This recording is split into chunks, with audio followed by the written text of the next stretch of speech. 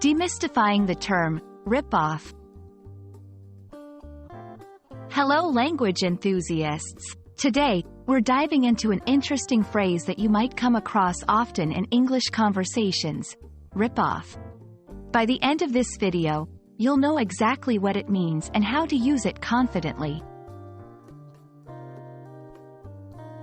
Rip-off is a slang term that originated in the United States and is now understood and used globally.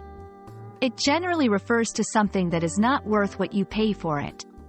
In simpler terms, if you call something a rip-off, you're saying you've been cheated or unfairly treated in terms of value.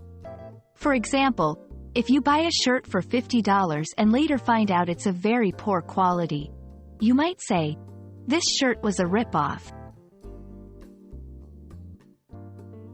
Now that we understand the meaning, let's look at how to use it. 1. As a noun, that concert ticket was a rip-off. I can't believe I paid so much for such a short show. 2. Describing something. The products at that store are so overpriced. They're totally rip-off. 3. Verb form. While less common, you can also hear the verb form, ripped off.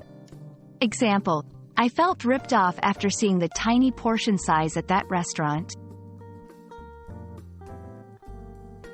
It's always handy to know other words that convey a similar meaning. Some synonyms for rip-off are overpriced, costs more than its actual value; scam, a deceptive scheme or trick used to cheat someone out of something; swindle, to obtain money fraudulently from someone. However, note that while these synonyms have related meanings, their usage might differ slightly based on context. So there you have it. Next time you feel something wasn't worth its price or you were cheated, you can confidently use the term rip-off. It's a powerful word that succinctly expresses disappointment in value.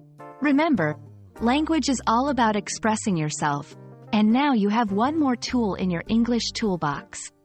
Hope this video has been enlightening. Happy learning!